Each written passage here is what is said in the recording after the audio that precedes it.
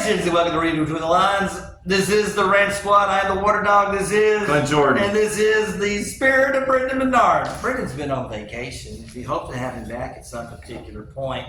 He's taking too much time off, but that's okay. We still care about him. In spirit.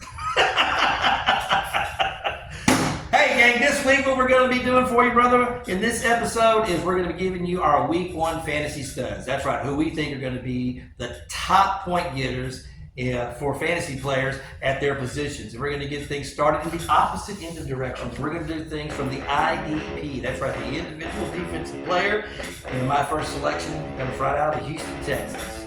A guy that I've been high on since he came over to the Texans for this year, Danielle Hunter. I like him. I think they're playing the Colts. It's a rivalry game. There's going to be a lot of football right there being run right there between the tackles, and I think that's where Hunter's going to, really be, just going all over the place. Not to mention, since you've got Richardson, the quarterback, is also a runner. There you go. And so I do think that Danielle Hunter's going to have a monster game. And you have that shaky offensive line still with Indianapolis. He'll be able to kind of cut through. So I think that's a good pick for you right there on the IDP. Who you got? So I really like Bobby Okereke this week, linebacker for the Giants.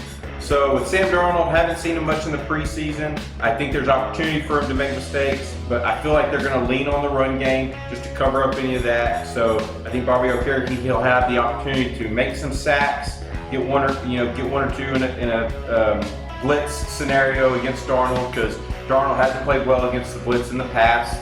I think there's opportunity for picks. They do a lot of across the middle stuff. Justin Jefferson, I really like him. I think he's going to be all over the field, and I think he's a must start if you have him in any IDP leagues this week. Well, I think he's a must start. I think he's a must start every week. Every week, that's fair. But this week in particular, I think he'll be the highest scoring linebacker. I think when I looked at all the linebackers, I don't know why, I just feel like him and the Minnesota linebacker, whoever you pick, I think Ivan Pace, is that his name? They have the best opportunities for pick sixes this week. Those two linebackers. All right. And Brendan, who you got? All right, thank you, sir. So now let's go to the tight end position. And for the tight end position, for me, I think we were talking about this, when we were talking about our week one predictions, right? We were talking about Rams Lions, high scoring game, high point getter to tight end, 7. I think that's who you take. Especially since we both agree it's going to be a high scoring game. Yes, no, I agree. And I think Laporta, this is a game that they can really showcase him. So that's my tight end. Who you got? Absolutely. I've actually got Dalton Kincaid. Okay. So Josh Allen, I think he's ready to prove some doubters. I mean, if you can call having doubts on Josh Allen, it's a little weird, but some people do. He's got a questionable wide receiver core this year. Some people do have doubts on Josh Allen. Yeah, Brendan, what the hell? Anyways, but I do think there's a little noise out there about that. Dalton Kincaid, this is his second year. They're also playing Arizona, if I remember correctly. The defense was definitely shaky. I mean, it started to kind of congeal under the new coach last year, but somebody's got to catch the ball from Josh Allen, and right now his trusted wide receiver, in my opinion, is going to be Dalton Kincaid. And I think this is going to be a great battle. I think you have two good tight ends in this game between Trey McBride and Dalton Kincaid. That's who I was picking between. I like both of them. I completely agree with you, Sam Laporta. He's got the opportunity. I think it'll be other pass catchers in the game. That's the problem when you have such a great offense with so many options, is sometimes one person's not going to get to eat. But this week, I do think it's going to be Dalton Kincaid because I think he will be funneled the ball. All righty. Who you got? Tight end. All righty, thank you, sir. Hey, let's move on now to the running back selection. And so, for running back, who do you like? I like a person in a game we've already mentioned, like Jonathan Taylor. Okay. And so against the Texans, yes. I love the Texans, and I picked him. But I said if the Colts are going to win this game, they've got to do it on the back of Jonathan Taylor. And I know it's a different type of offense having a running quarterback. And Jonathan Taylor, he's been a little hurt. He's had the opportunity to play 8 games against Texas. He's only played 6. But let me tell you his averages. Yes, you heard that correct. His averages in these 6 games. He averages 149 total yards and 1 touchdown a game. Not half a touchdown. He scores a touchdown every game against Houston, and he's almost at 150 total yards every game against Houston. And I believe the last 4, he's been over 100 yards in every single one guaranteed. Only his rookie season, he had 2 games under 100, but he had the receiving yards to back him up. So I think this week he is the number 1 running back. Okay. I'm going with another high-scoring game. Okay.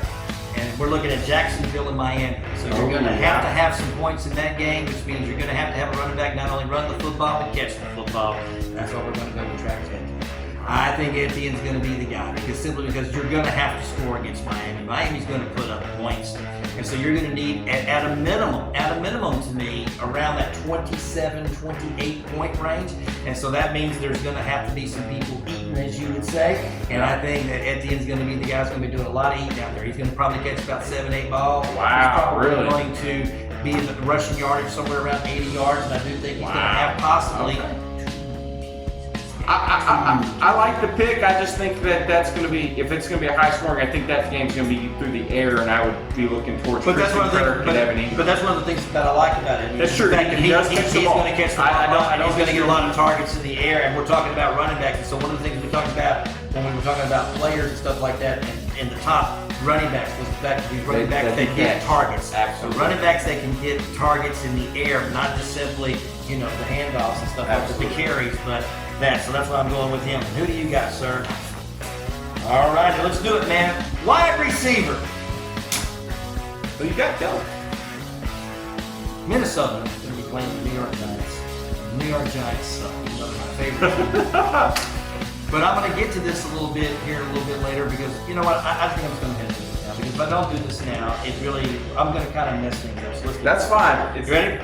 Yeah. My quarterback is going to be Sam Darnold. Oh. And so if I'm picking Sam Darnold to be my number 1 quarterback, then the number 1 receiver is going to be Justin Jefferson.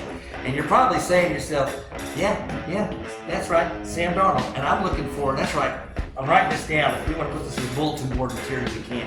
3 touchdowns this game. I'm going 3 touchdowns. Well, my fantasy team really hopes you're right because I have Justin Jefferson. But I don't think you're right. Because there has to be a breakout game. And always in week 1, there's always this breakout game that you don't see coming. And this is, to me, the breakout game that you don't see coming. Okay. Well, I can see Sam Darnold throwing 3 touchdowns, but I think at least one of them's going to the other team. And so you got it. That's my wide receiver, and that's my quarterback. So that's what I'm going for my thing. Who you got? All right. So we talked about the Detroit and the Los Angeles Rams game being high scoring, and I'm going back to that. Well, I had a really tough time between 2 guys I was looking at. I really both like Amon-Ra, I really like Cooper Kupp, but in this game I'm taking Cooper Kupp because everything in my gut tells me this season he's going to be the number 1 option for the Rams. It's going to shift back to him because I know he's been injured over the last 2 years.